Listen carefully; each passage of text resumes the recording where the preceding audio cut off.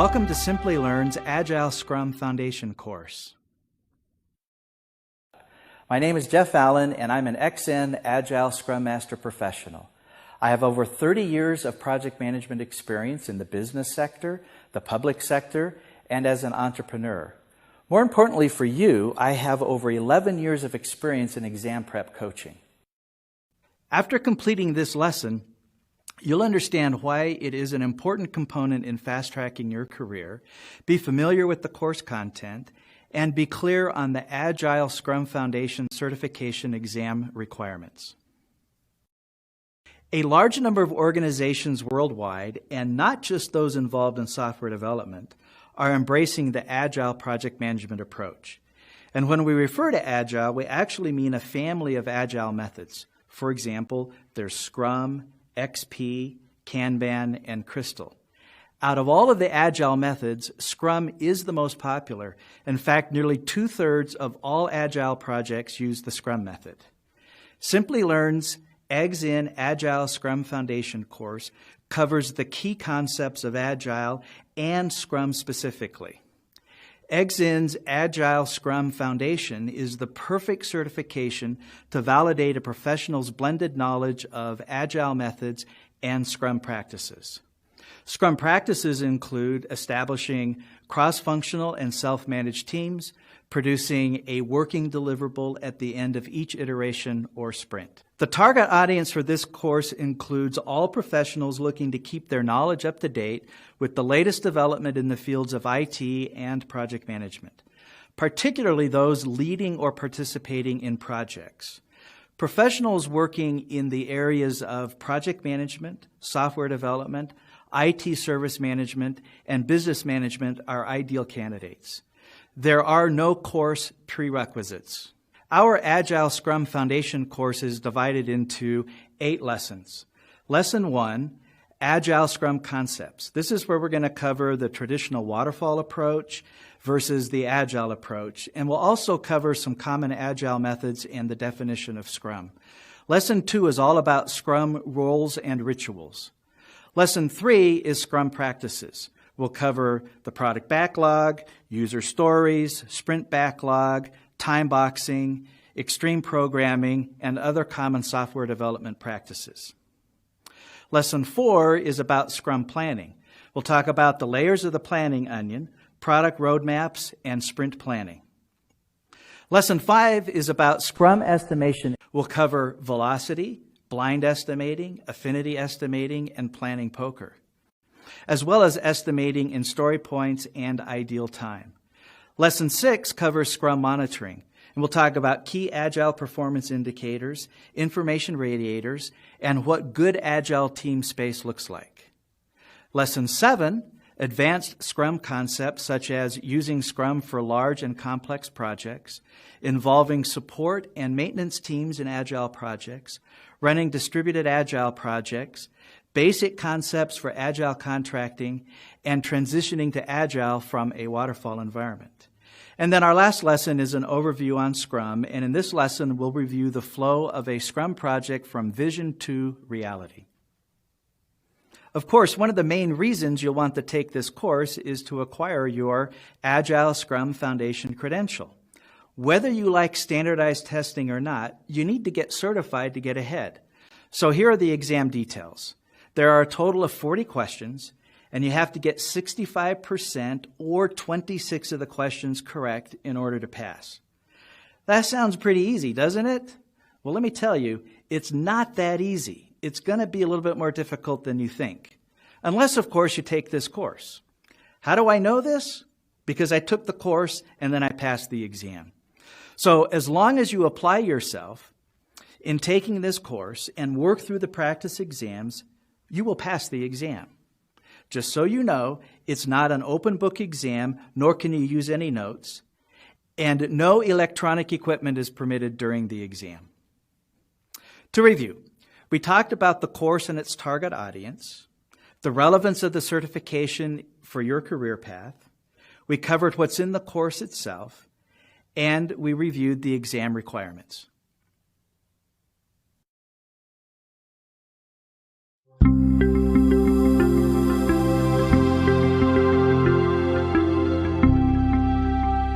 Welcome to Lesson 1, Agile Scrum Concepts.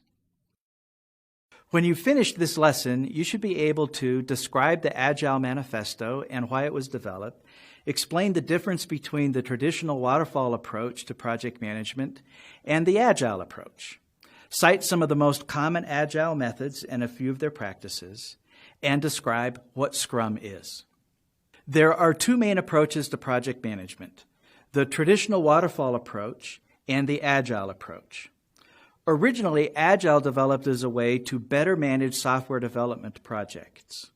Agile emerged in the late 1990s, specifically in response to the challenges encountered when managing software development projects using the traditional waterfall approach, specifically addressing the burdens of heavy documentation and frequent changes in requirements. Agile techniques and best practices began to emerge and gain prominence in software development projects. This led to a meeting in February 2001 in Park City, Utah, where 17 leading software developers wrote what has become known as the Agile Manifesto. Let's review the Agile Manifesto for software development together. We are uncovering better ways of developing software by doing it and helping others do it. Through this work, we have come to value individuals and interactions over processes and tools, working software over comprehensive documentation, customer collaboration over contract negotiation, responding to change over following a plan. That is, while there is value in the items on the right, we value the items on the left more. Before you take your Agile Scrum Foundation certification exam, I recommend you memorize these 4 lines. We call them the statement of value. And you can see that on the right-hand side, those are items that are more relevant for the traditional or waterfall approach. And on the left, you have those things that are more agile in nature. Let's review each of these 4 lines. Individuals and interactions over processes and tools. Clearly, any project requires processes and tools. However, individuals and their interactions deliver better results when the emphasis is not on the processes and the tools. Working software over comprehensive documentation. Documentation here refers to things like status reports, progress reports, detailed specifications, which do not really demonstrate any real progress or value. Therefore, the emphasis is on working software that can be delivered and demonstrated. Customer collaboration over contract negotiation. Organizations need to be flexible and accommodating rather than following detailed definitions listed in contracts. Responding to change over following the plan. In Agile, small pieces of working software are delivered to the customer incrementally, and the customer is involved in the project from the beginning to the end. So in Agile, we are responsive to the customer and willing to make even mid-course corrections in order to deliver to the customer the value that the customer wants. Remember, you will be tested on these 4 lines. So again, I urge you to memorize them. In fact, knowing these 4 lines and having a feel for what they mean will actually help you get to the correct answer on many questions in the exam. Here we can see what it might look like to manage a project using the waterfall approach. You can see that the system and software requirements would need to be identified and documented upfront. That would be followed by the necessary analysis and program design work. Then comes the actual coding and testing. That's then followed by the handoff to the customer or to operations. As you can see, there is a heavy upfront cost of documentation, as well as the status reporting that would need to be done during the course of the project. You can also see that it would be difficult to respond to change in this kind of an approach. In fact, the Standish Group issued a study that showed that software development projects using the Agile approach succeed 3 times more often than when using the waterfall approach. The Standish Group defined project success as being on time, on budget, and delivering all of the planned features. The study summarized as follows. The Agile process is the universal remedy for software development project failure. Software applications developed through the Agile process have 3 times the success rate of the traditional waterfall method and a much lower percentage of time and cost overruns. So, what is Agile? In no particular order, here are some key Agile features. Focus on people. Agile is focused on the professionals who actually do the work and how they use their knowledge and skills to consistently deliver high-quality software. Customer involvement. In Agile, the customer, or an individual who is the voice of the customer, is part of the team throughout the project. The customer determines the scope of the project, prioritizes the work to be done, and reviews the working software delivered at the end of each iteration, and then making a determination as to whether it is acceptable or not. Multidisciplinary cooperating teams. Each Agile team includes the skills necessary to design, develop, test, integrate, and demonstrate working software to the customer. Trust. Since development teams determine how they're going to complete the customer requirements, the project lead and others must trust the team to get the job done. Incremental. In Agile, working software is delivered to the customer in short increments of usually 1 to 6 weeks in duration. Time boxes. A time box is a predetermined amount of time, never to be exceeded, in which Agile teams do their planning, work, and reviews. Another one of the issues that Agile was developed to address is the quality of the software being delivered to the customer. At the beginning of a project, an Agile team determines the metrics for the project, or in other words, how things will be measured during the course of the project. One of the key metrics used in every Agile project, for example, is escaped defects. Escaped defects are those defects that are missed by the team and find their way into the customer's hands. Agile is actually a family of methods. Some of the most common Agile methods are Scrum, XP, Crystal, Lean, and Kanban. All Agile methods use the Agile Manifesto for their most fundamental guidance. While there are many similarities among the various Agile methods, Scrum has emerged as the most popular of them all. In fact, about 2/3 of all Agile projects use the Scrum method. Scrum is tool and practice agnostic. It actually uses tools and practices developed for other Agile methods. So consider it as a framework. XP, the second most common Agile method, developed the practices of continuous integration and pair programming. Continuous integration is commonly used in Scrum projects. Crystal pioneered what is called osmotic communication. Osmotic communication refers to the information that is overheard in the background of the team room and is absorbed. Kanban. A task board or Kanban board is a work and workflow visualization tool that enables you to optimize the workflow of your work. A common prioritization tool used in Scrum is called Moscow, which was developed as part of DSDM, Dynamic Systems Development Model. The acronym Moscow stands for must, should, could, and won't. Think of Scrum as a lightweight framework that utilizes principles and practices that assist teams in delivering working software in short cycles to the customer, enabling rapid feedback, continuous improvement, and quick response to change.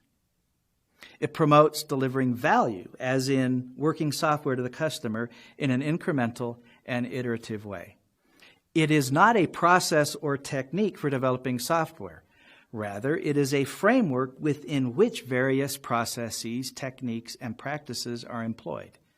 In Scrum, the iterations that deliver working software to the customer are called sprints. In each iteration, or sprint, results in potentially shippable software. Here we have a brief overview of Scrum. As you can see, in Scrum there are 3 roles: the product owner, the Scrum Master, and the development team. And you can see that there are a number of rituals that are part of Scrum as well. There's the sprint planning meeting, the daily Scrum, the sprint review, sprint retrospective, and the pruning and grooming of the product backlog. Common artifacts used in Scrum include the product backlog, the sprint backlog, definition of done, and of course, potentially shippable product. And then there's the how we actually do Scrum, the rules, which we will cover throughout the course. Let's review what we've covered in this lesson. We went over the Agile Manifesto, and remember, we urge you to memorize the middle 4 lines, right? That part that we call the statement of value. We talked about the traditional waterfall approach to project management. We reviewed what Agile is and touched on things like customer involvement, trust, and time boxing. And we briefly talked about metrics and escaped defects.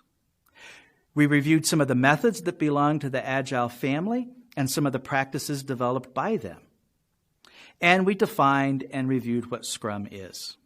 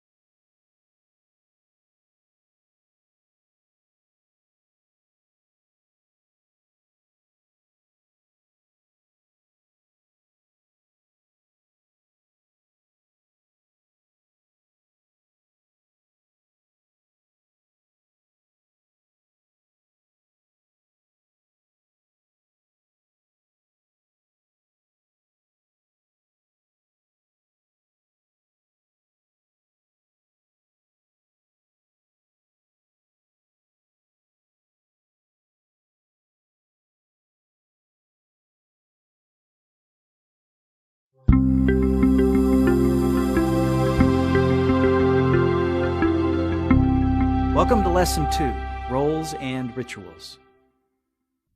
At the completion of this lesson, you should be able to describe what a Scrum team is, what roles are represented in a Scrum team, describe what a sprint is, and explain the events that are a part of each sprint. We're going to begin by focusing on the 3 roles of Scrum. These 3 roles are comprised of the product owner, who is the customer voice, the Scrum Master, and the development team. The product owner is responsible for the project's success by defining the project's vision, requirements, and priorities. The development team comprises 6 ± 3 people with a mix of roles and skills, is self-organizing, and determines how best to meet the goals of the product owner. The Scrum Master is a facilitator and servant leader who assists both the product owner and the development team to be successful in their respective roles. Together, the product owner, the development team, and the Scrum Master make up what we call the Scrum team. Scrum teams are self-organizing and cross-functional. Self-organizing teams choose how they're going to accomplish their work rather than being part of a command and control environment where others are dictating what and how things need to be done. Scrum teams deliver project results iteratively and incrementally.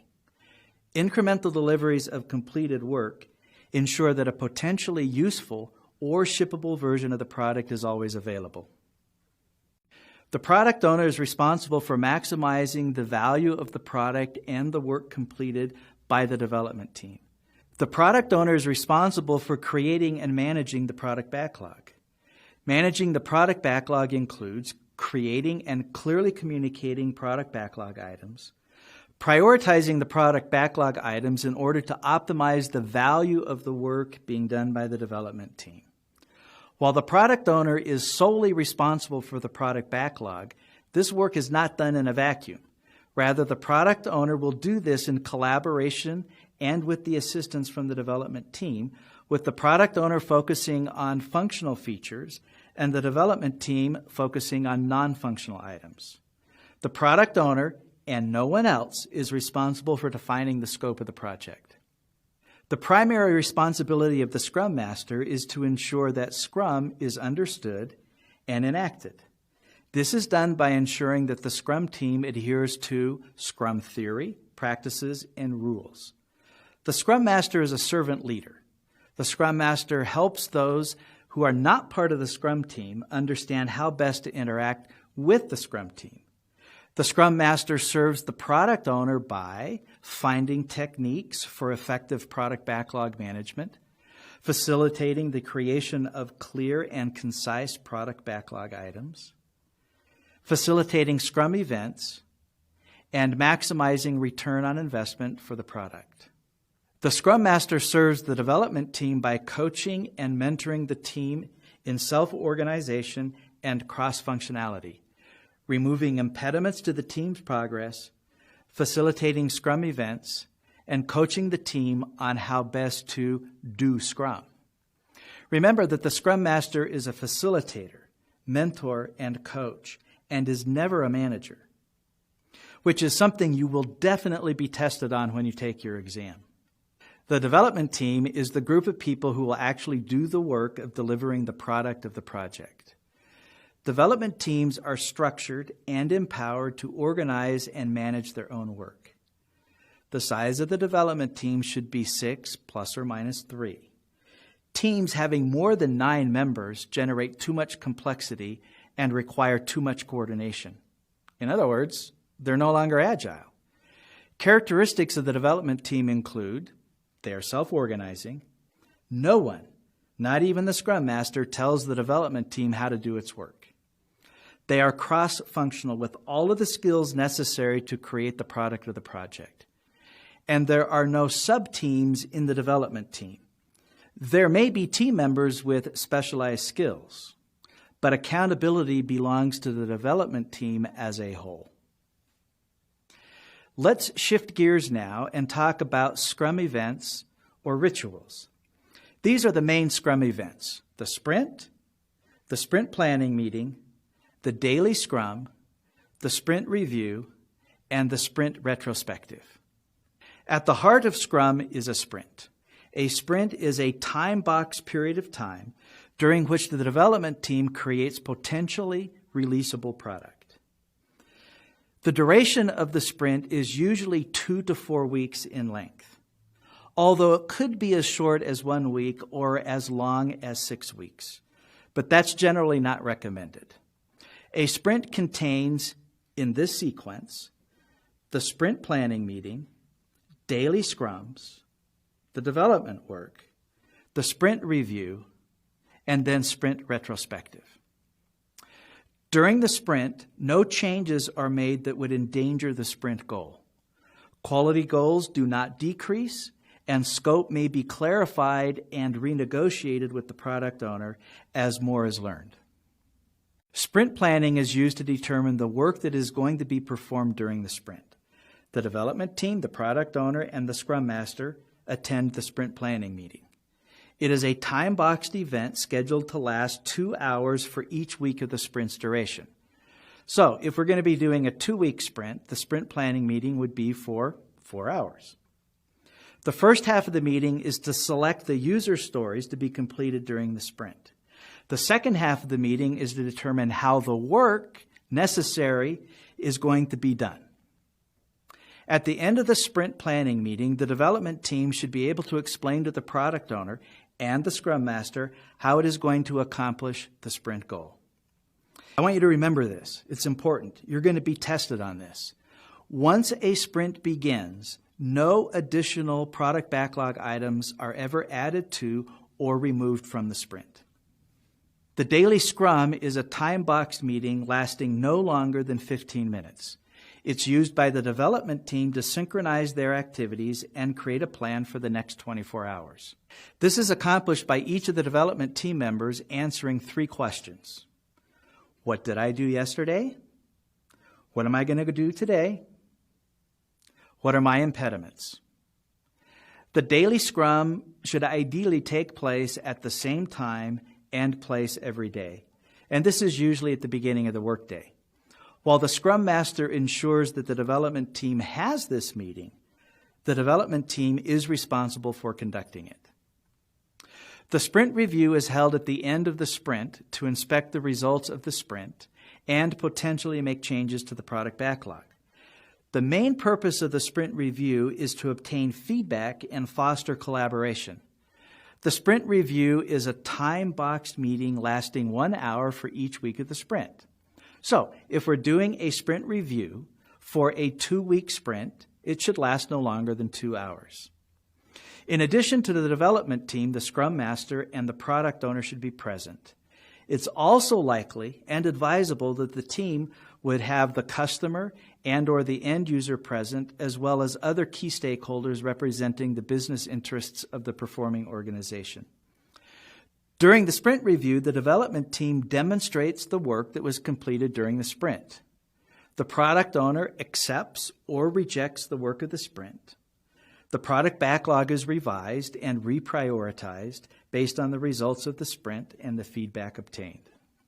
The sprint retrospective is an opportunity for the Scrum team to inspect itself and determine how best to implement improvements for the next sprint.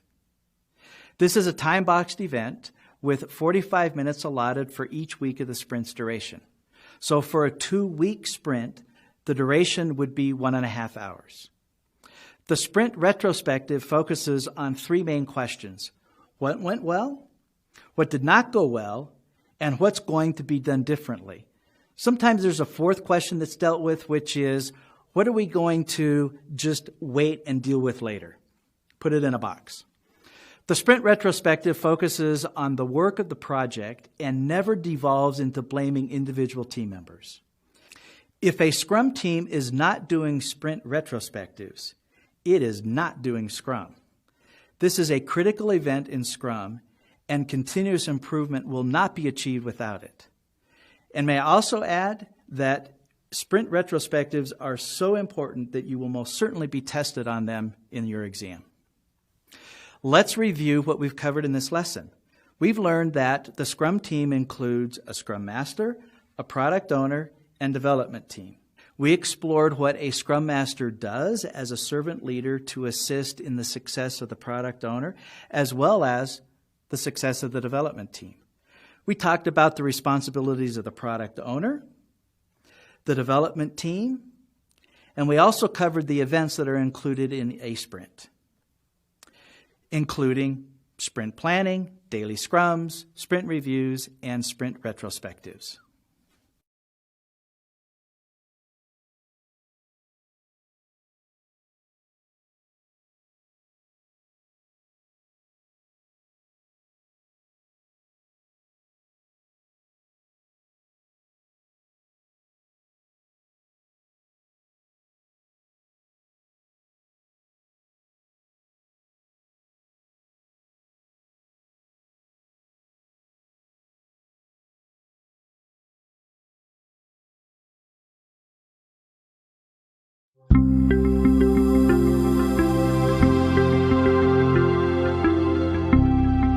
Welcome to Lesson 3, Scrum Practices. Once you've completed this lesson, you should be able to describe a product backlog, explain what makes up a good user story, describe a sprint backlog, explain what time boxing is and why it's important, talk intelligently about extreme programming, describe code refactoring, pair programming, and continuous integration, describe what test-driven development is, and explain the definition of done. The product backlog is a prioritized list of requirements or features for the project. The product backlog is created and maintained by the product owner. The product backlog includes all features, requirements, enhancements, and fixes that make up the work needed to be done for the product of the project.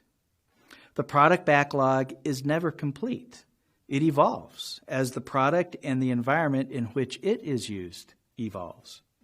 It constantly changes to reflect what the product needs to be in order to be appropriate, competitive, and useful.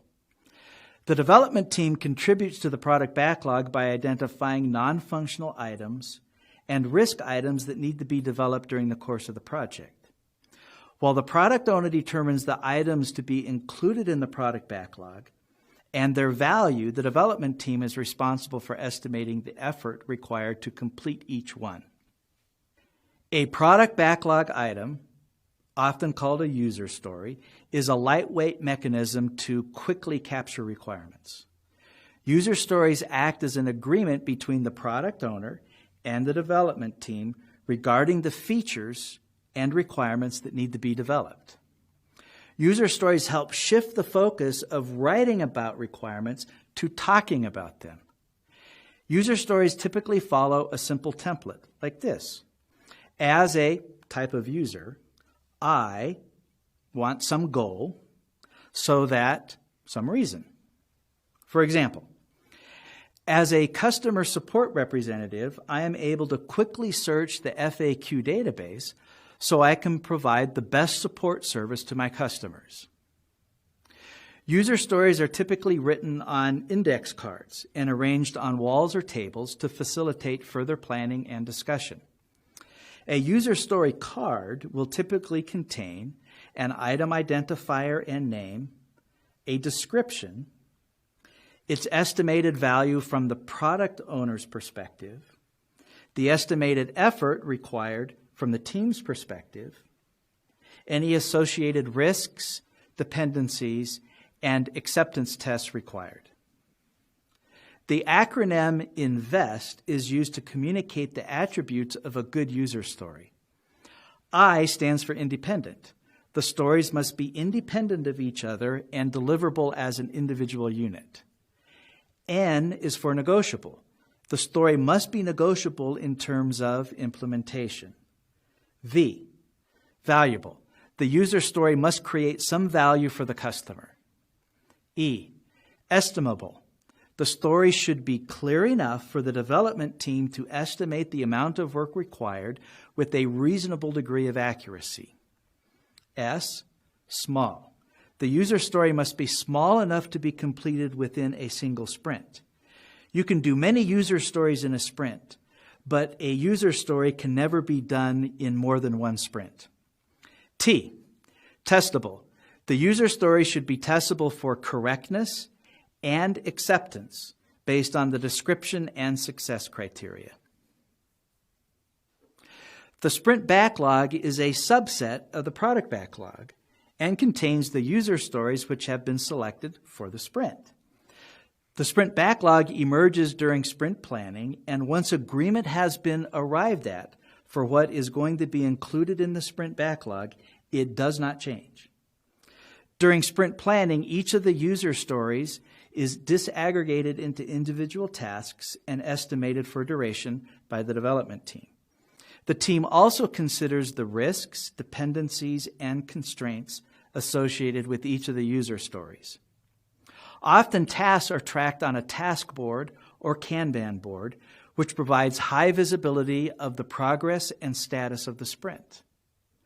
The sprint backlog is owned and maintained by the development team. In time boxing, if something cannot be completed in the time box period of time, it is deferred to the next period.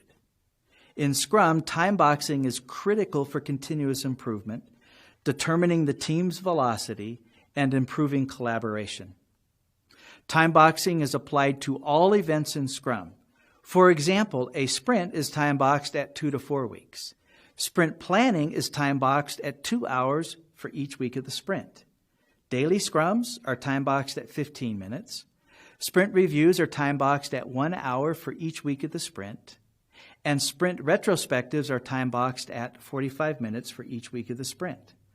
I cannot emphasize enough the importance of time boxing in Agile and Scrum.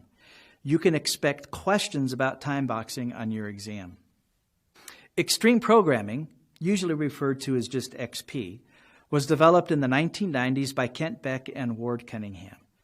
Their main purposes in developing XP were to respond to the high cost of changing requirements and establish strong engineering practices in order to improve software quality.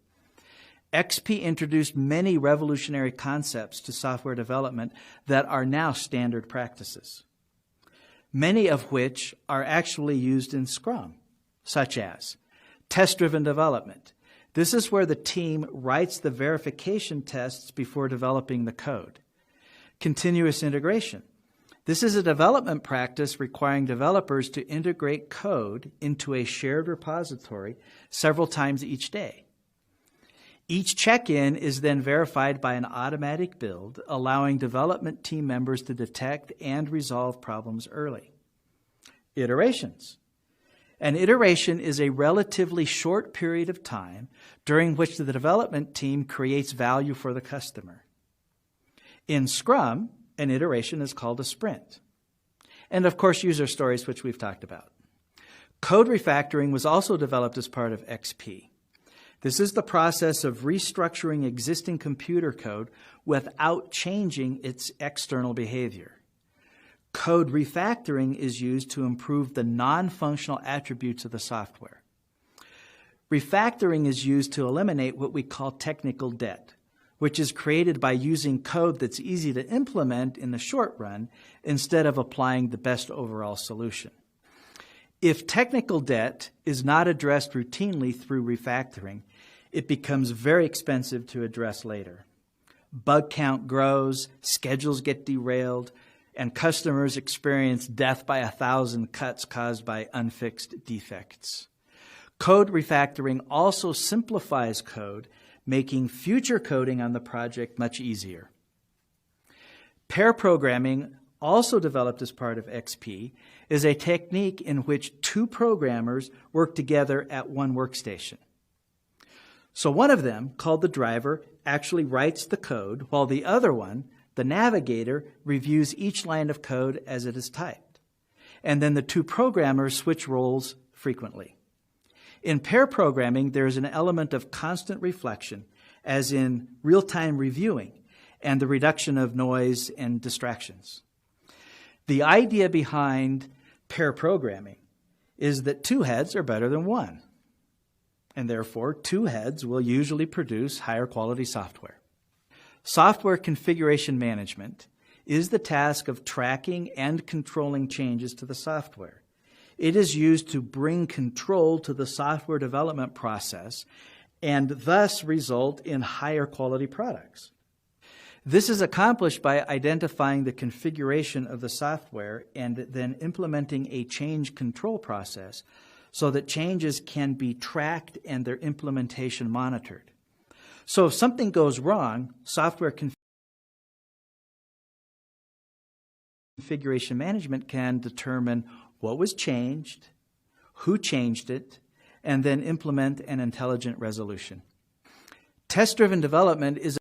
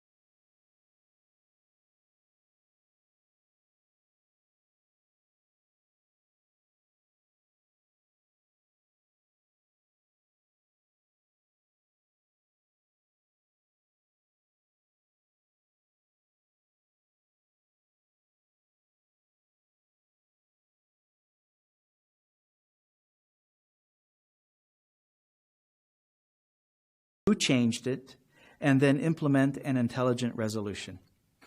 Test-driven development is another innovation that comes from XP. It is an evolutionary approach to software development where the software developers first write the test, then write the code that satisfies the conditions of the test.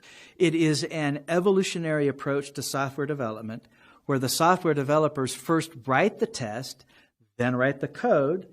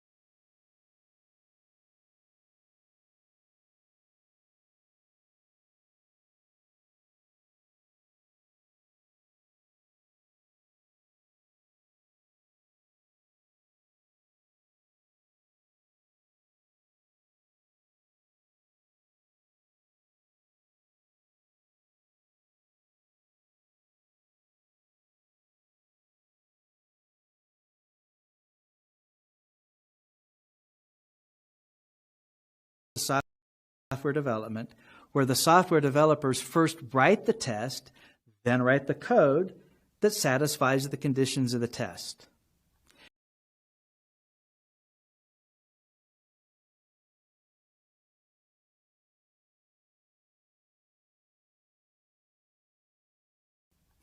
Here we can see how test-driven development flows. A test is written, and then the code is developed, and the test is run. If the code passes the test, a new test is written, and the process repeats. If the code fails the test, changes are made to the code, and the test is run again. Changes are made to the code until the code passes the test. Acceptance test-driven development is similar, but it's different in the sense that it's used to define a user story's acceptance criteria before the development of the user story begins. And then after the user story has been developed, the acceptance tests in the sprint review are used to demonstrate that the user story was properly developed. The artifact, definition of done, is a checklist of things that have to be verified before an item is marked done. A definition of done can be applied to a user story, a sprint, a release, or even a project. The Scrum team collaboratively develops and agrees to all of the stipulations of the definition. An example definition of done might look like this. The build is release ready and available for download. Check. Documentation is complete. Check. Testing is complete. Check. The source code is committed to the server. Check. Code has been reviewed and the product owner has given approval. Check. It is expected that the definition of done will evolve as the Scrum team matures. This graphic illustrates various definition of done elements from ready to done. Wow, we've covered a lot in this lesson. Let's review. We talked about what a product backlog and a sprint backlog is. We talked about user stories and how we should invest in our user stories. We talked about the importance of time boxing when it comes to continuous improvement and maintaining high quality. We reviewed XP and many of the practices that were developed as a part of it, such as test-driven development, continuous integration, iterations, refactoring, and continuous integration. We reviewed test-driven development and explored the definition of done.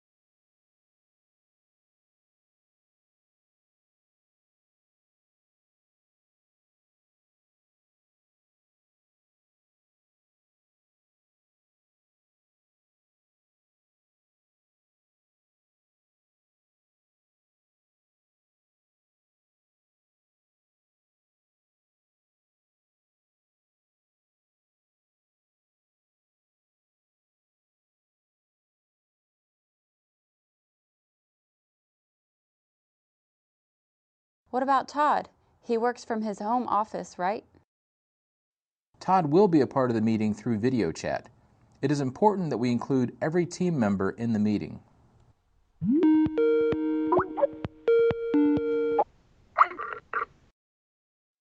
Hi Todd, how are you?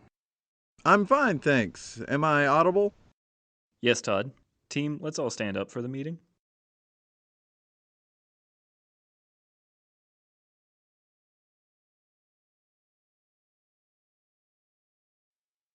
Why don't you go first, Aaron? Yesterday, I was working on creating the mock objects to mask the database calls from the unit tests. The difficulty with this approach is that our server-side logic is so dependent on the metadata that writing a true mock is a mammoth exercise. There are decisions that are taken during runtime based on the data, Some of the stored procedure calls are also made based on the values returned through inline queries that are also embedded in the code. I was debugging the code until about 9 p.m., but for the life of me, I couldn't figure this out. Aaron, could we request you to be concise when you provide an update? If you think some of the details you describe might be interesting to others, why don't you write a wiki page on it and share the link? So, getting back to your update, did you finish the task yesterday? No, it turned out to be much more complex than I had imagined. I'll continue to work on it today and see if I can figure out an XML structure to mock the schema and hard code some return values. But I am really stuck as far as the inline queries are concerned. I know what you're talking about. There is a reason why the inline queries are there in the code. This is mainly for performance reasons when the overheads of making a procedure call based on a metadata value and then processing the... Sorry for the interruption again, guys. This is a really great conversation. May I suggest we write this issue in the parking lot? I'm not sure what you mean by that, Rick. Let me explain. What Aaron just brought up is a blocking issue. Team members should bring these up during the daily scrum so that everybody knows that one of the team members is stuck. However, the daily scrum is not necessarily the meeting where solutions to every obstacle can or should be found. It looks like Mary knows a thing or two about the issue that Aaron has brought up. Let's jot this down as a parking lot topic. This means the team can have offline conversations after the daily scrum to track it down.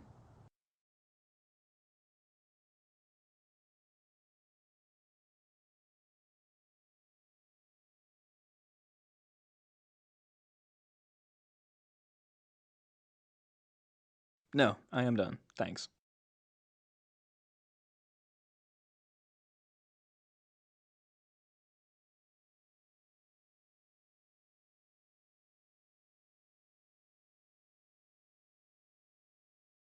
Did you forget to mention any impediments?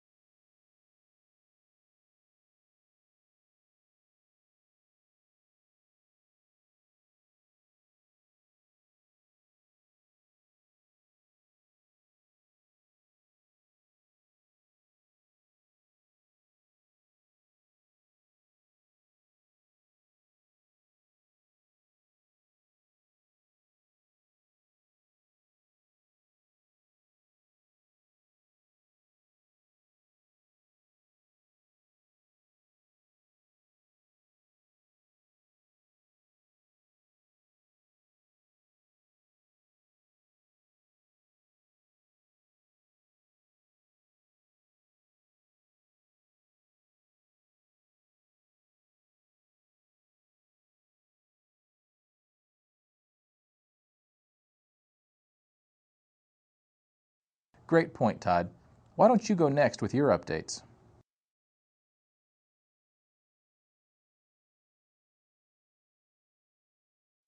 Whatever the team decides is fine with me. Remember, this is really your meeting, and I'm only here to facilitate and ensure we get the most out of this meeting.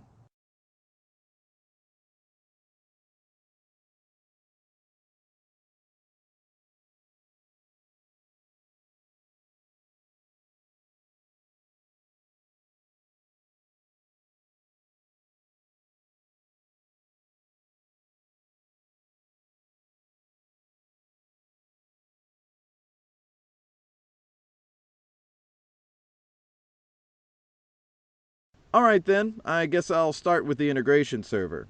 I would like to inform everybody that I managed to set up the integration server that we can use as a sandbox to test the code before checking it in source control. I'll send everybody a link with some instructions and credentials. I have also started looking at the stories for the advertising module. It looks like there are a lot of open statements in the stories that I don't really understand. I guess I should have been paying more attention during the sprint planning. I really need to have a conversation with Angela about this. That is my main impediment right now. I sent her an email but haven't received. I don't have anything new to add today. I'm almost through with setting up our project on the freeware tool that I downloaded yesterday. I'll show you guys a demo in the meeting I set up later today. I'll try to chase down some of these parking lot items. Anything else before we close the meeting? All right, that's it for today. Have a great day. Do you have a moment to chat about the inline queries real quick? The purpose of a Scrum meeting is to keep the team members updated and resolve any impediments. It's an ideal way to kickstart the day on a positive note. The Scrum Master reinforces the sense of the self-managing team, facilitates communication between team members, brings the team's focus back to what's important, and supports improvement.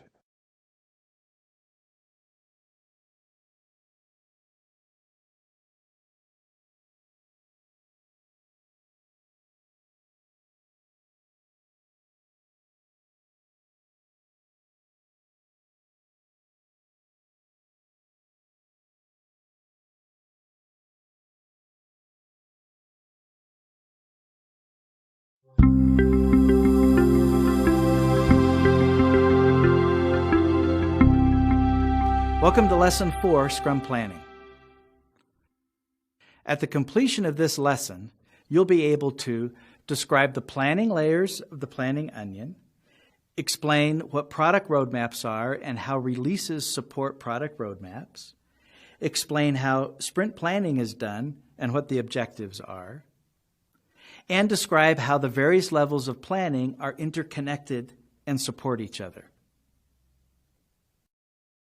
Scrum projects are planned at multiple levels. This is represented through the planning onion. As you can see, each layer of the onion drives the planning of the layers below. The highest level planning is the strategic level. This is where the suits, the executive leadership of the company live. This is where the company defines what it is and how it's going to grow and progress as an entity. Typically, the planning horizon at this level is 5 years or longer. So portfolio planning is the next level, and this involves the selection of products that will best implement the vision established at the strategic level. At the product level, Scrum teams set the product vision and outline the product roadmap for their various projects. It's common for the planning horizon at this level to be about 12 months. Release planning is where the Scrum team groups product items in the product backlog into releases that support the product roadmap.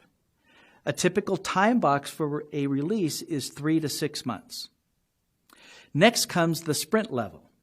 We've already talked a bit about this, and so you know that at this level, the team determines which user stories in the product backlog are going to be completed during the sprint. Most iterations are time boxed at 1 to 6 weeks in duration, and in Scrum, the sprints are typically 2 to 4 weeks in length. At the lowest level, the most granular level of the planning onion, right? This is the daily level. The daily Scrum is the planning event at this level.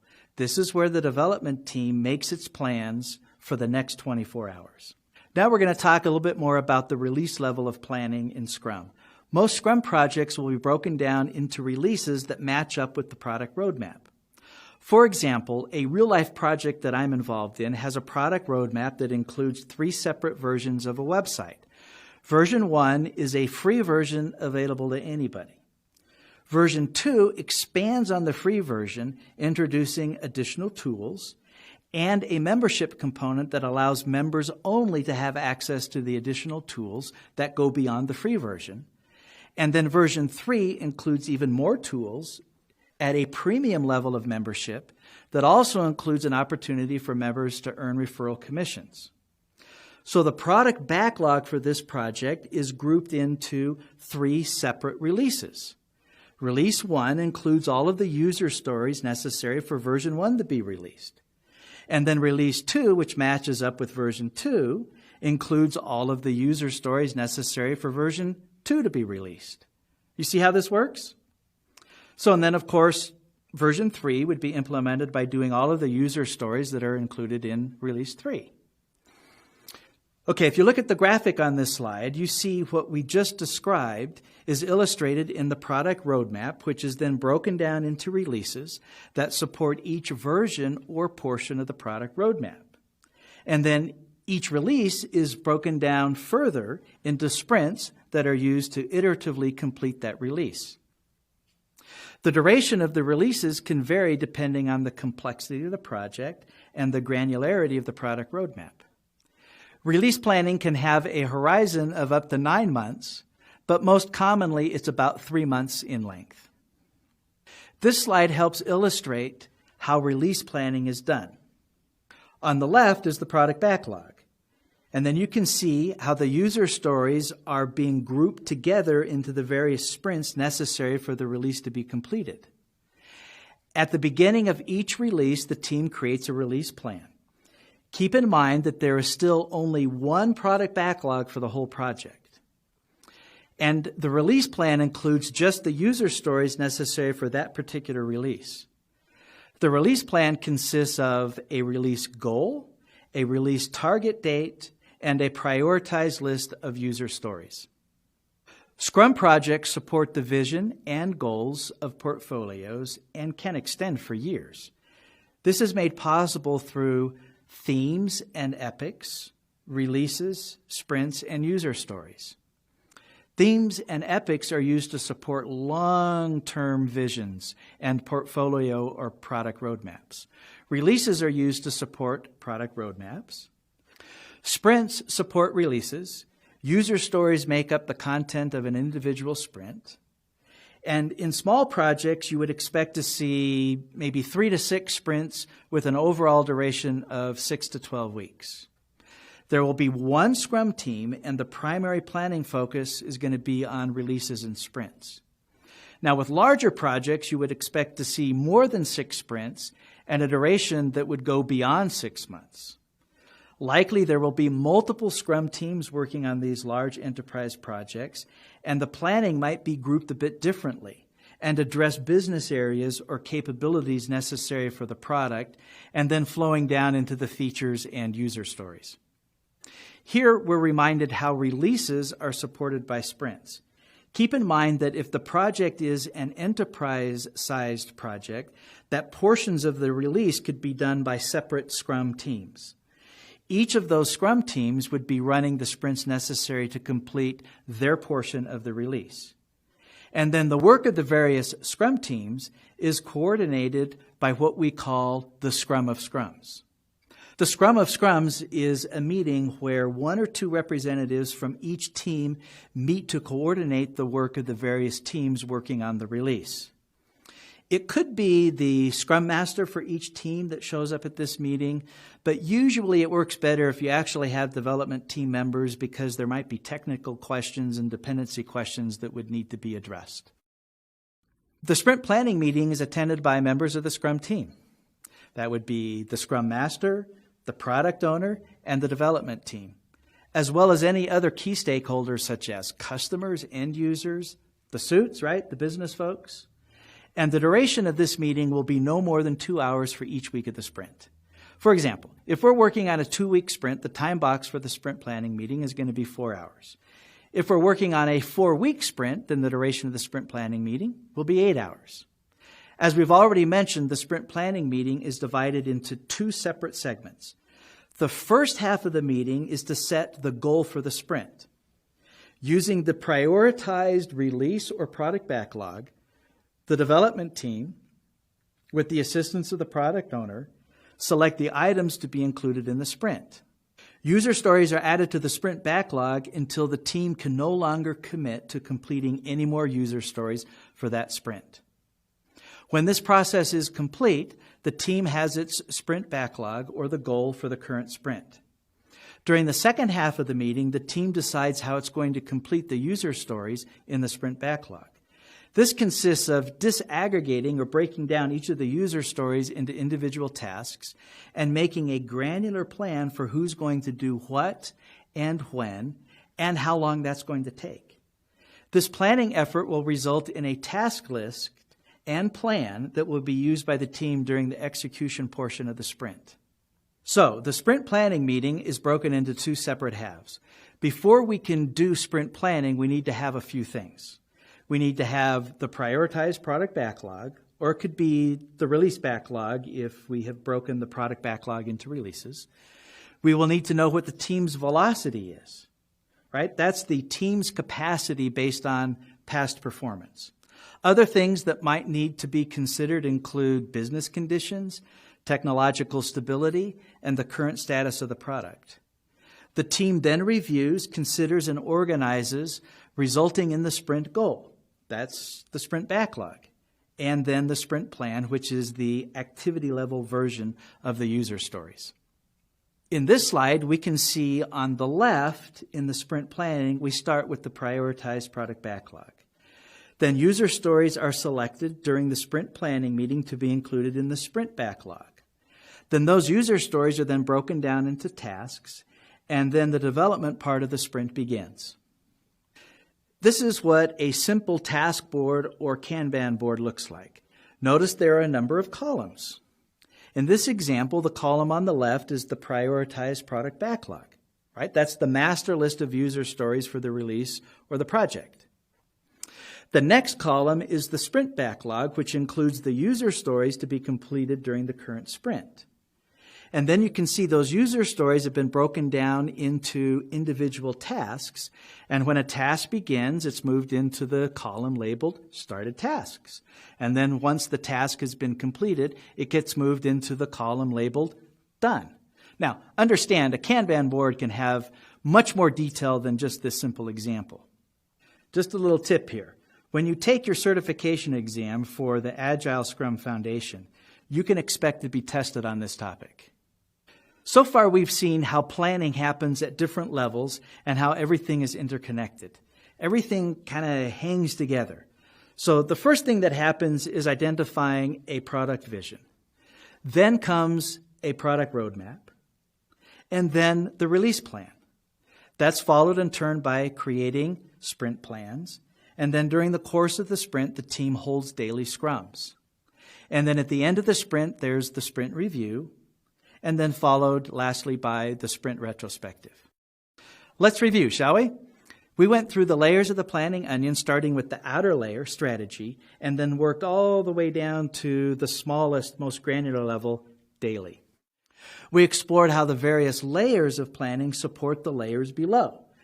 We explored how releases support product roadmaps. We explored how sprints support releases. We talked about sprint planning, the sprint backlog, and how user stories are broken down into tasks. We talked about how the work of the sprint can be tracked using a Kanban board, and we finished things up by reviewing how everything hangs together.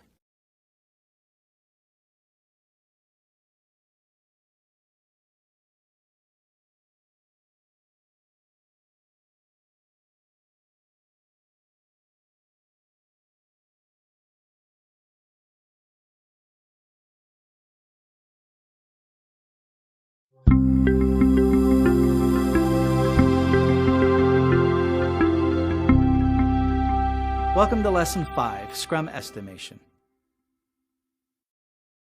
At the end of this lesson, you'll be able to describe what the velocity of a team is, explain Agile estimation, including the difference between blind estimation and affinity estimation, describe how planning poker works, and explain the differences between story points and ideal time. Have you ever noticed how everyone wants to know when something is going to be done? This is, of course, one of the key things that the suits always want to know, right? I love the suits, right? The business guys. You've probably been one, or you're going to be one. I've been one. But they always think in terms of, when are we going to get this thing done? When are you going to be finished? The thing is, in Agile software development, most estimating is not done in terms of elapsed time. User stories are estimated by size, which is referred to as story points. For example, one story might have 5 story points, and another story might have 10 story points. Now, we don't know how long it takes to do a point, but what we do know is that the story that is 10 points is twice the size of the one that is 5 points. The team's ability to complete story points is what we call velocity. So velocity is not a prediction of how much a team can do during a sprint. It's an observation based on the historical performance of the team. The complexity of the user stories, the business environment, are obviously going to impact the velocity of a team. Let's take a look at an example of how to calculate the velocity for a team. Based on historical information, we have a Scrum team that has completed 136 story points during the last 12 months. So to calculate velocity, we take 136 and divide by 12, and that results in 11.33. So on average, the team has completed 11.3 story points per sprint. So therefore, the velocity for the team is 12. It is not 11. Remember, you always round up when you're calculating velocity. Now let's chat about two basic ways of estimating in Agile. There's blind estimation and affinity estimation. Blind estimation requires quite a bit of background work and involves estimating the product backlog, decomposing the reference story, identifying the team's capacity to complete work, and then predicting the team's velocity. In affinity estimation, user stories are grouped into relative sizes. For example, it could be extra small, small, medium, large, and extra large. In fact, guess what we call this? T-shirt sizing.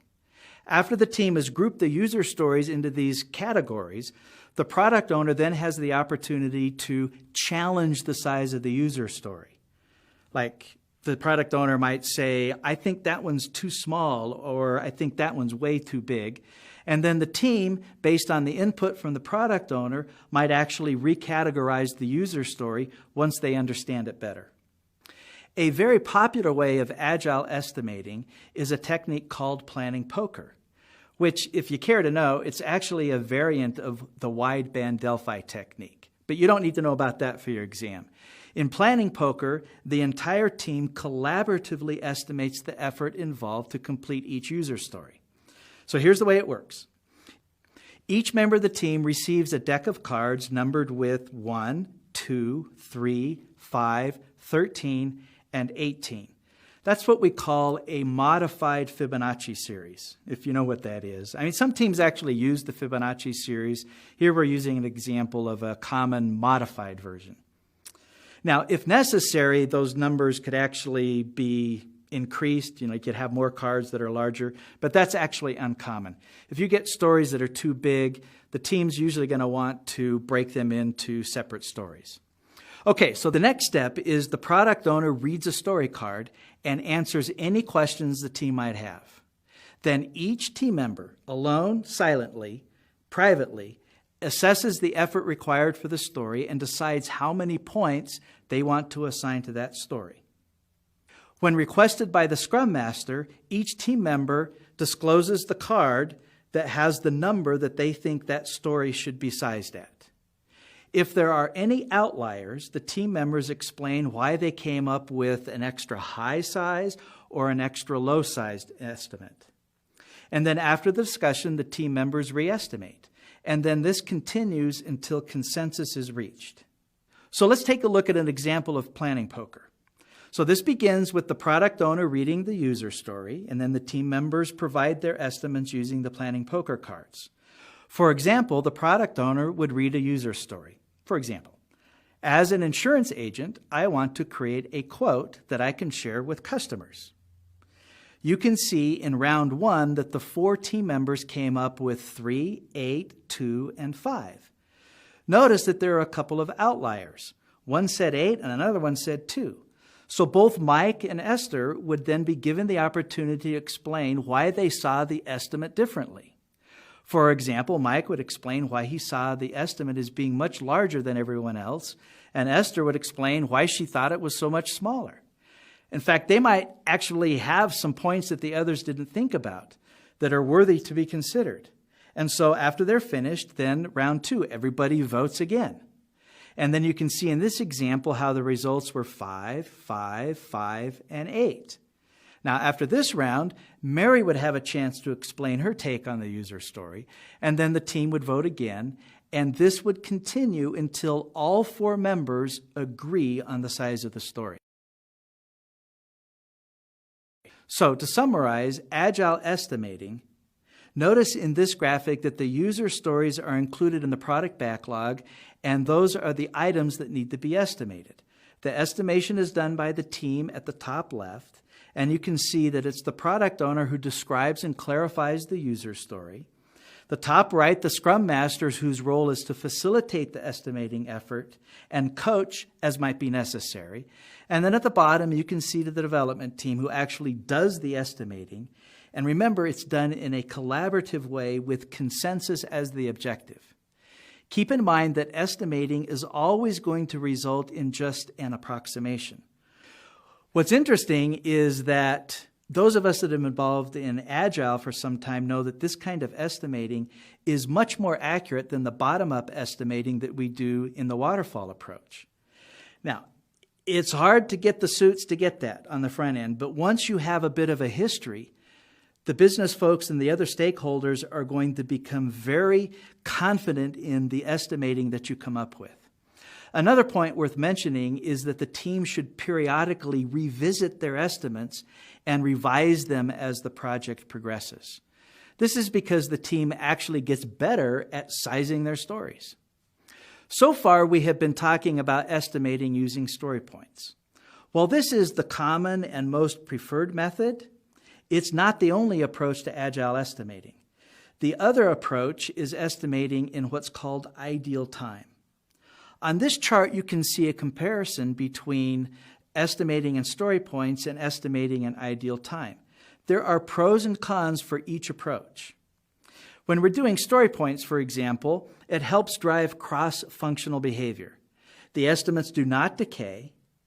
They are a pure measure of size, and the time required to do the estimating is very short. On the other hand, when we're using ideal time estimates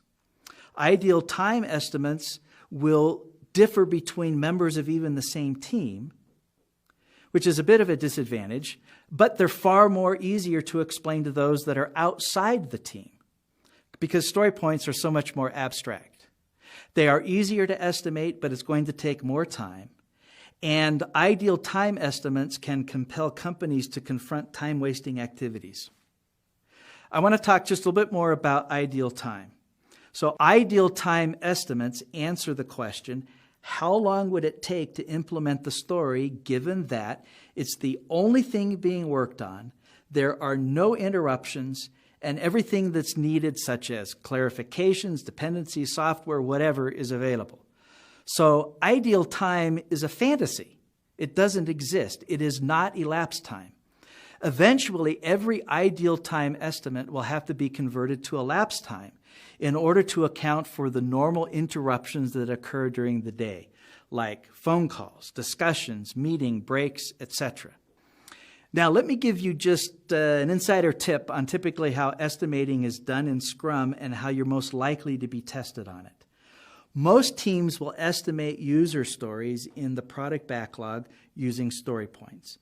But then when they're doing their sprint planning and disaggregating the user stories into tasks, they then transition to ideal time estimates. And then the ideal time estimates have to be converted to elapsed time. And this actually leads to a very reliable prediction for the schedule of the sprint. So let's review Agile estimating. First of all, create the definition of done. Determine the team's velocity. Remember, that's an observation and not a prediction. It's based on historical information. Estimate the user stories using story points. Remember that the size of the story points needs to include considerations for risk, testing, acceptance by the product owner. And once the story has been selected for a sprint, disaggregating it into tasks. Each task would then be estimated in ideal time, then converted to elapsed time. So, what did we cover in this lesson about Agile estimation? Blind estimation, right, where we don't have any historical information and we have to do a whole bunch of extra work. And affinity estimation, where we compare stories to each other. We talked about one of the most common estimation techniques, which is planning poker, and how that works. We also talked about ideal time and how ideal time eventually has to be converted into elapsed time.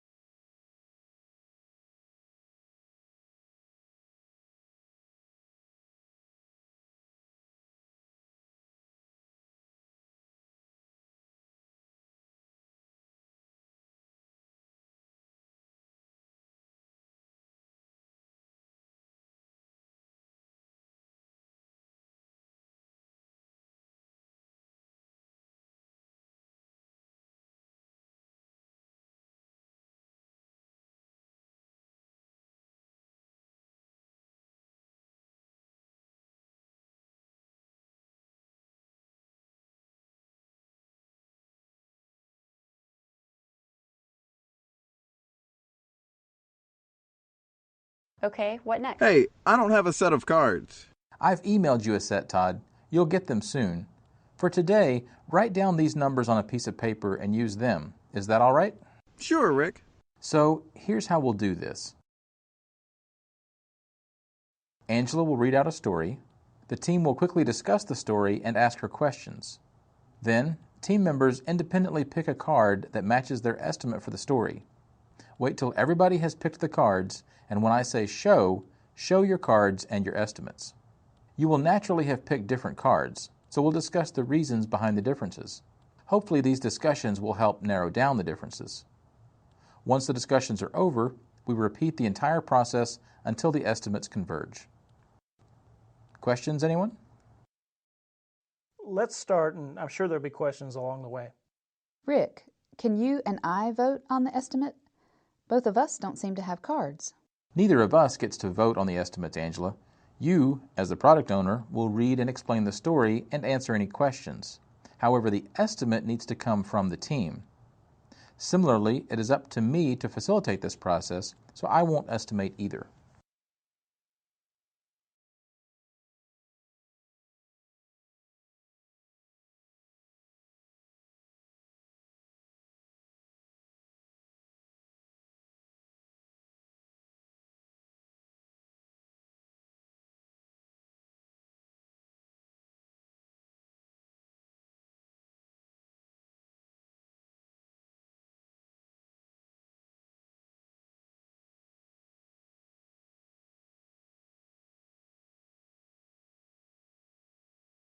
All right, let's get this show rolling. Here is my story. As a librarian, I want to search for books using different criteria so that I can help the customers by finding the book they are looking for. That sounds pretty simple. I'll give this a 2. Hold on, Todd. You can't give away the number you are pitching for until everybody picks a card and I say show. Sorry, Rick. That's okay, Todd. I agree that this is pretty simple. We have to provide an interface for the search feature here. How difficult could that be? Hey, Angela, how many criteria are you looking for? The books table has approximately 83 attributes.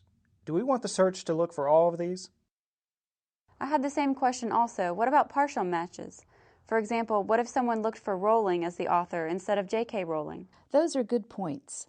What would be really great is if we could provide a full-text search that looks for all the values on all the fields in the table. That is definitely not a 2. Oops, sorry, Rick. Talking numbers again. I think that'll be useful, but the implementation becomes non-trivial all of a sudden.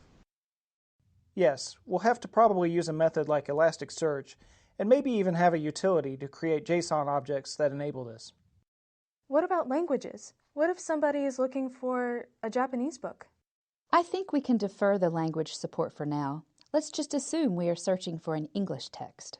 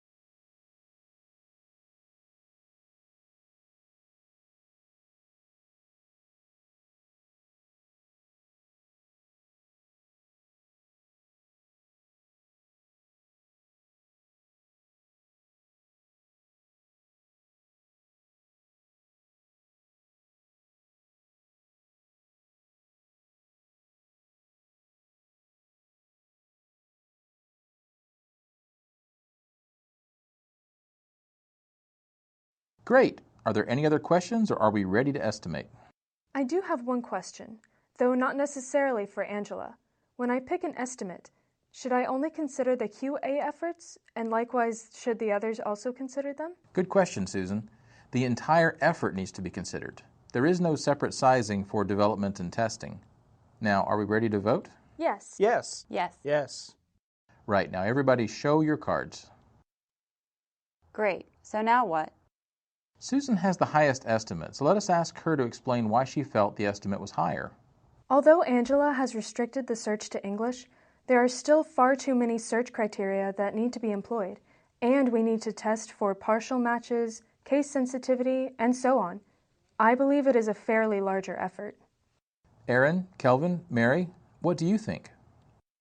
I wasn't thinking of all the search criteria, so I think Susan has a point there.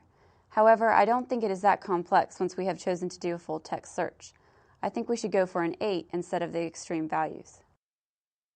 Hold on, no numbers to be discussed at this point. Let's just focus on the facts here. We'll have one more round of card selection. Does anyone else have any other point? I agree with Mary that once we choose a text search, it should not be difficult to implement. I want to ask Angela if she is okay with this approach, though. I think that's fine. When you start working on this, I would like to see a wireframe or screenshots so I can confirm the interface. All right. Hey, Rick, are we ready to pick cards again? We sure are. Remember, same rules. Pick your card, but don't show it until I say so. Right, now everybody show your cards. Come on, Susan. It shouldn't take that much effort. We'll help you with the test cases. How about that? I am still worried about the unknowns here. Remember, there are all types of fields that we have. We have date fields, for example, published date, some numeric fields, for example, the number of pages. So the full text search needs to know how to handle all that. I think we should be conservative on this one. At this rate, we'll be here forever. How should we proceed now?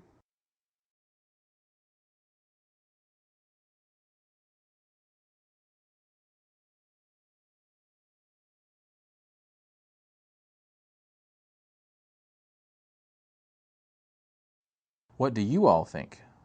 Susan, are you okay if we go with 8 for now and offer to help you out with the testing? I'm okay. I am just a bit concerned about the unknowns, but I guess the difference isn't that much anyway. I can live with 8. Does everybody agree then? Great. Done with one story. Angela, bring on the rest. The planning poker technique helps improve sprint estimates, leveraging the advantages of collaboration, especially for a distributed Scrum team like we have here.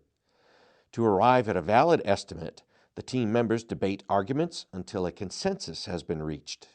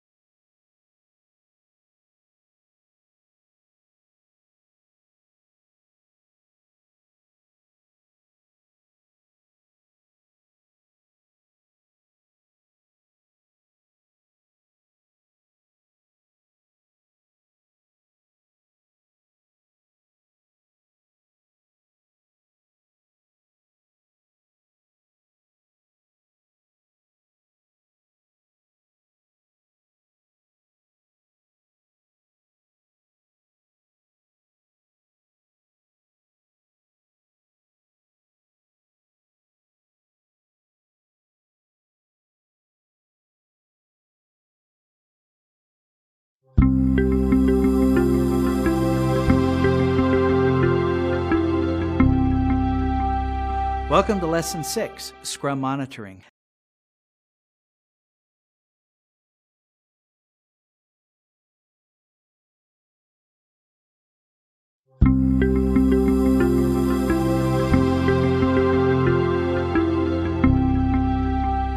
Welcome to Lesson 6, Scrum Monitoring. At the end of this lesson, you should be able to explain how to monitor the status and progress of Agile projects and what the key performance indicators are to do that. Describe what information radiators are and why we use them. Explain how burn-down charts are used, describe what a Nico calendar is, and explain the importance of good team space. During the course of a Scrum project, the team needs to monitor the performance of the project, detect problems, and then implement resolutions. Common key performance indicators include the sprint goal success rate. You see, one of the ways to measure Agile project performance is with the rate of sprint success. A successful sprint should have a working product that meets the sprint goal. Another metric is escape defects. Obviously, defects should be minimized, and a key indicator of project performance is the number of defects that make it past the testing process into the hands of the end user. Burn-down rate. This metric indicates how quickly value is being delivered to the customer. Velocity. Remember, velocity is the capacity of the team to complete work. A high-performing team's velocity will gradually increase as the team continually improves. Team output. This metric looks at the actual output for each team. This is especially interesting in larger projects with more than one Scrum team. Satisfaction, meaning delivering value and satisfaction to the customer, is always the highest priority of an Agile project. Another metric is team member turnover. What's interesting is that Agile projects usually have a higher level of morale, and therefore team members don't usually resign as a result of frustration in a project. Now what I want to talk about is information radiators. The concept of information radiators was invented by Alistair Cockburn. He's one of the thought leaders in the Agile world, and if you've had any exposure to Agile, you've probably run into his name.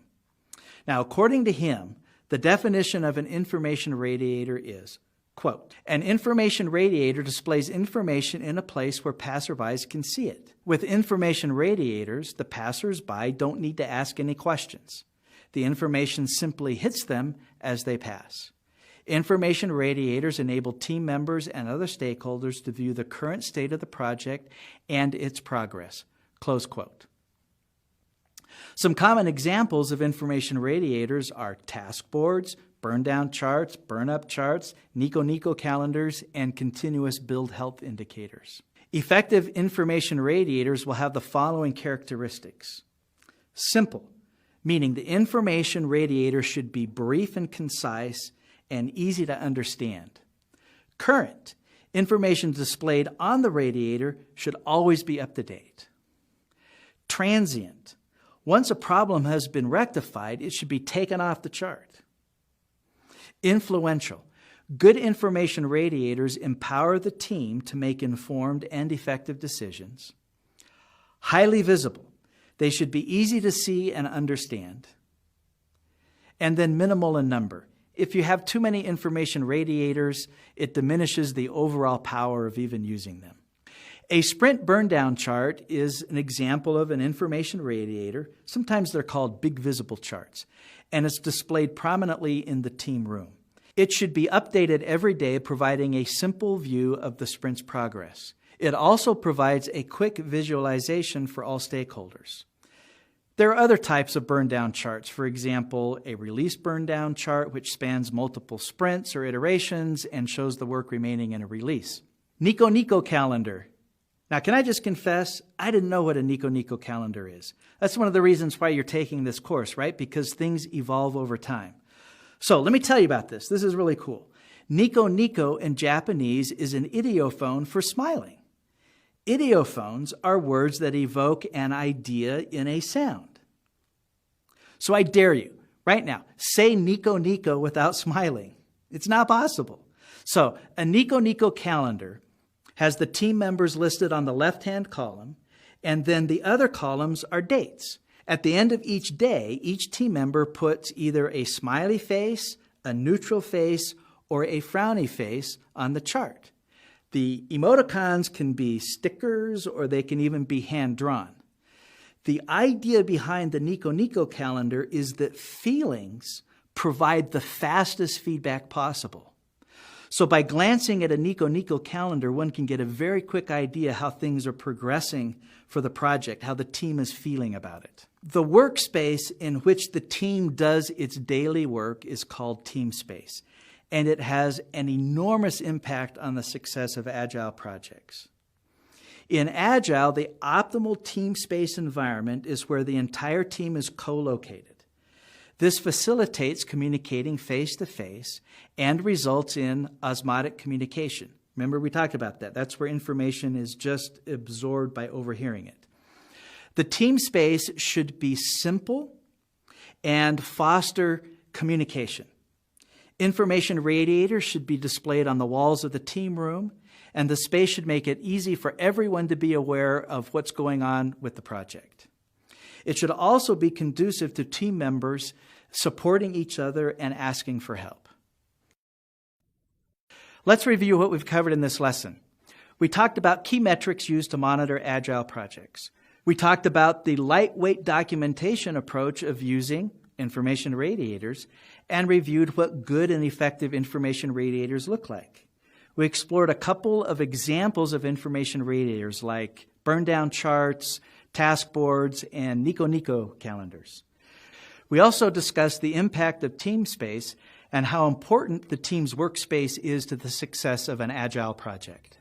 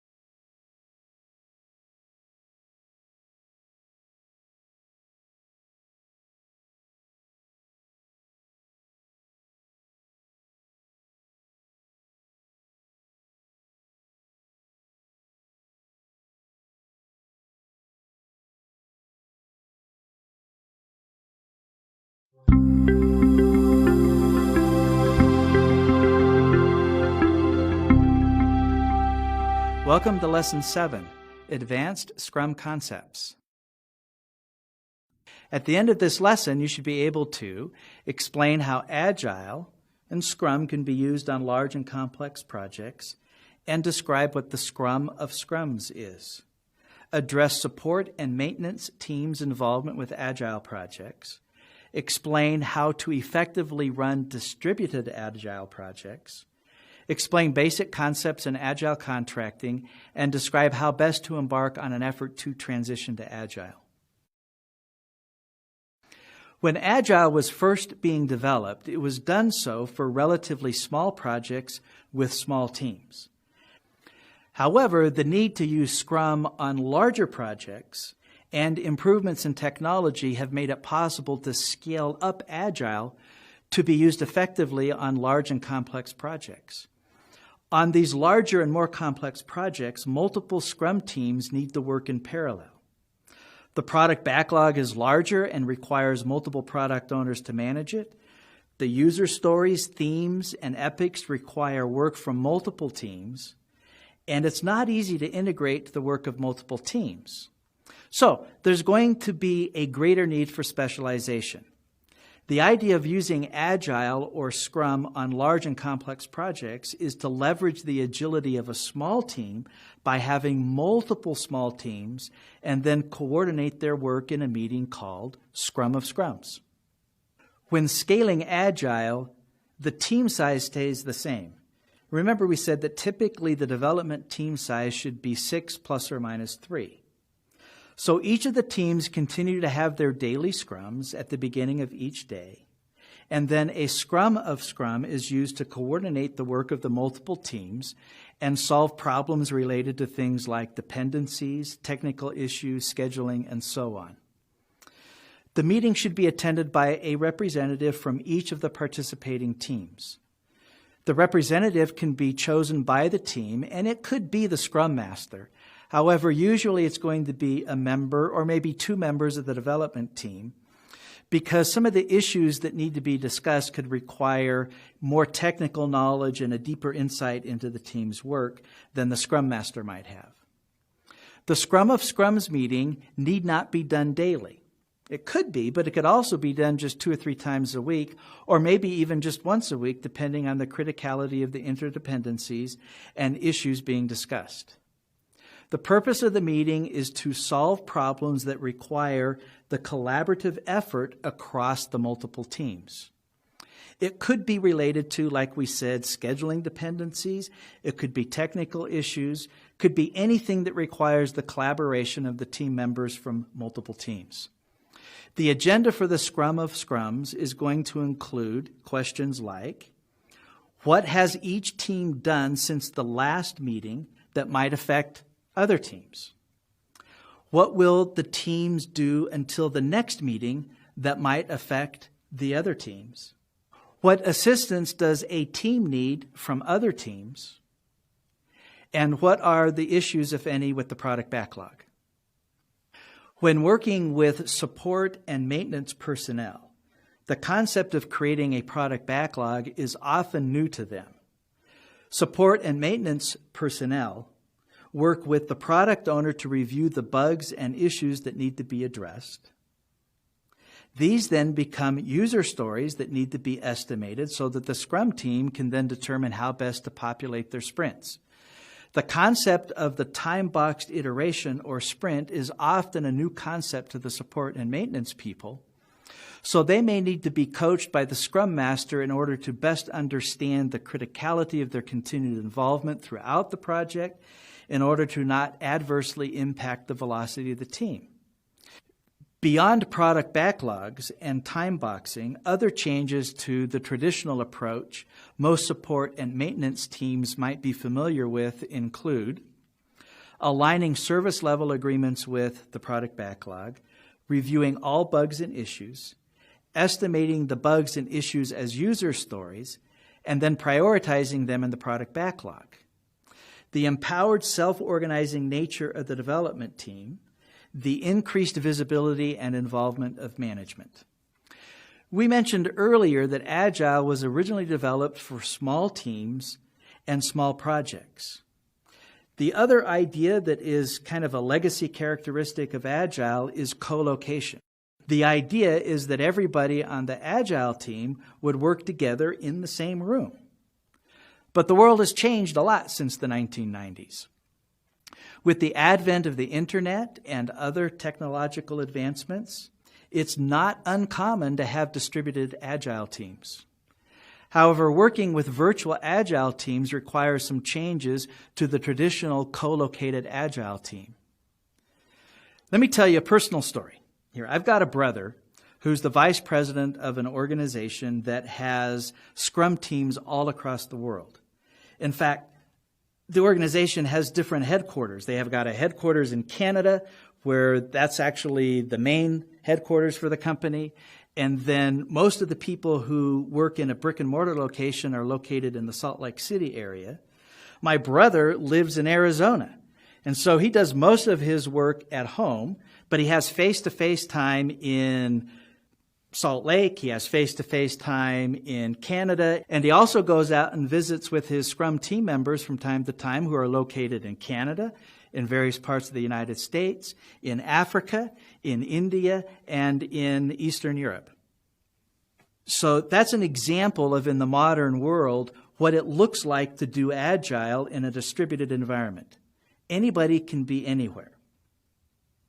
Now, generally speaking, what we want to do is leverage technology to replicate as much of a co-located environment as possible. So here are a few considerations calculated to make distributed Agile work best. First of all, if the budget will permit, schedule some face-to-face time. If it's possible, for example, bring everybody together for, say, the kickoff meeting for the project or release planning. Another thing is to use collaboration tools that best suit the team's project environment. There are collaboration tools that are very basic and simple, and others that are very robust and complex. Schedule meetings around time zones, and split up Scrum rituals to best suit time zone preferences. Contracting for Agile projects needs to reflect the nature of an Agile project, which is much different than a traditional project. When you're doing a contract for a traditional waterfall project, remember that the requirements are discoverable up front, and therefore contracting is much more straightforward than with an Agile contract where the requirements and the solutions may be unknown at the beginning of the project. That said, we still have to do contracts for Agile work.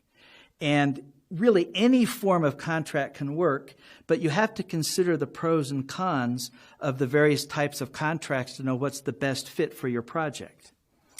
A fixed price contract, for example, could be used for an Agile project, but because there is a fixed price for the project, as the project progresses, the profit is going to decrease and the possibility even exists for the seller to experience a loss.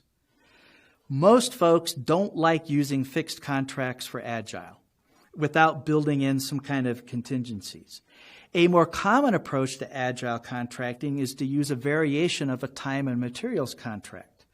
For example, you can have a time and materials contract with a cost or a time cap.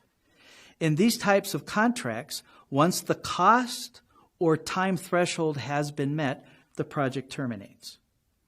In my own real-life experience, I have used straight time and materials contracts, where basically we have developers working until we decide we don't want to do anymore. And they would just bill for the work that they got done. Now, that could be a little bit scary because it leaves it open-ended, but that's one way to avoid having to try and figure out anything on the front end. Agile contracting is actually a fascinating concept that speaks more to the real-world scenarios than really for your exam. So we've covered some basics. So don't be overly concerned about Agile contracting when you're preparing for your certification exam. But you know what? Put it on your list to explore after you've gotten your ASF credential. You'll find it fascinating. Transitioning from a traditional waterfall project environment to an Agile or Scrum environment can be a journey fraught with many pitfalls. Team members are going to complain that they're spending too much time in meetings. Testers complain about having to test everything even though it's not being shipped yet. Customers might complain about being involved full-time as part of the members of the team. Star performers might be bothered by the fact that everything is measured based on the team rather than being able to be ranked individually. So here are some suggestions that will improve the likelihood of a successful transition to Scrum. Identify an influential sponsor in the organization that can act as a product owner for the transition.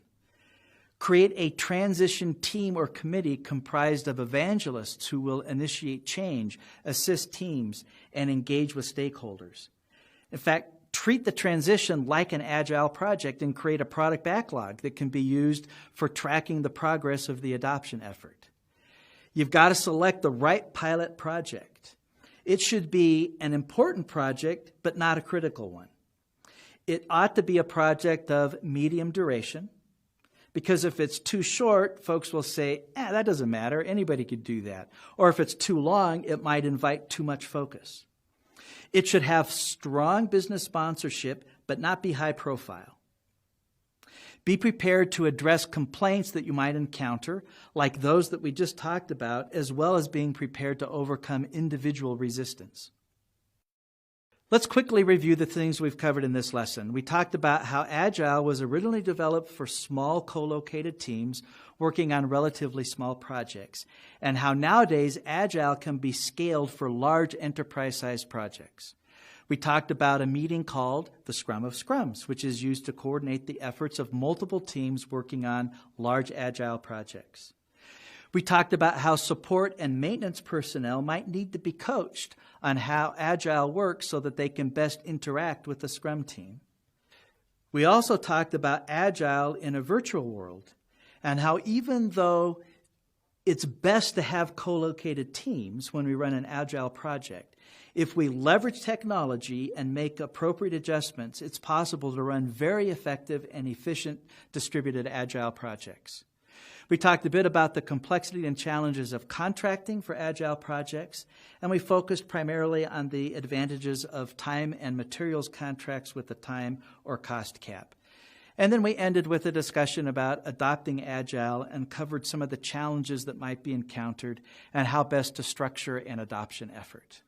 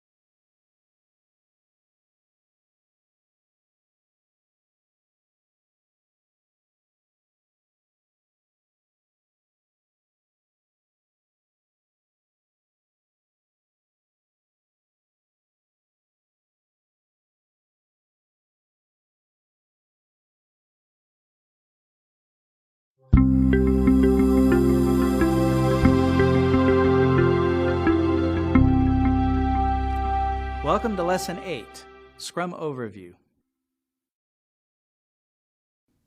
At the end of this lesson, you should be able to describe Scrum at a high level, explain the various roles, rituals, and artifacts that are part of Scrum, explain the hierarchy of a Scrum project from vision to reality, and know what to do before you're ready to go sit for your actual certification exam.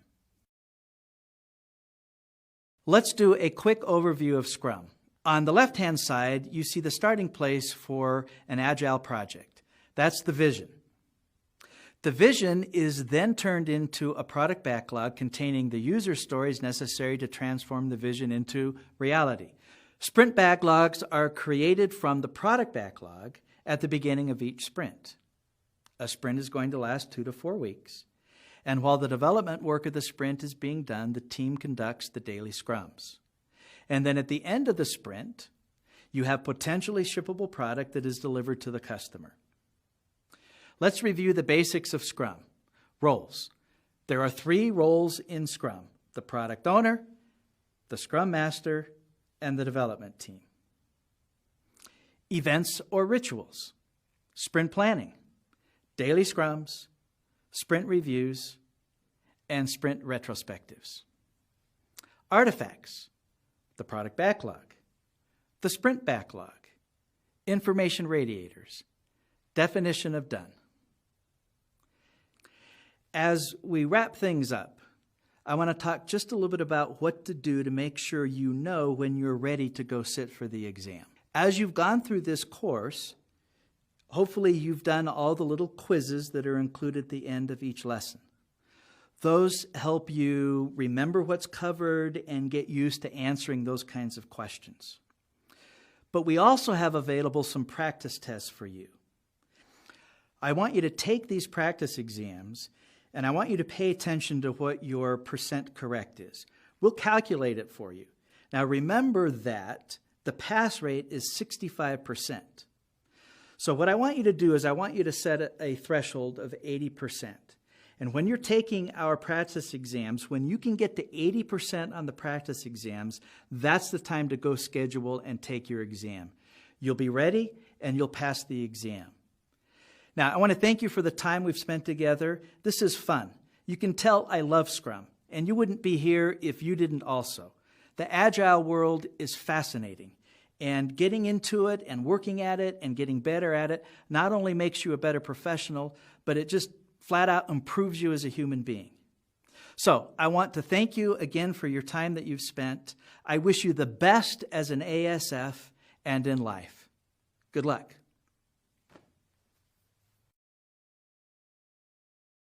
Hi, welcome to the Git course offered by Simplilearn.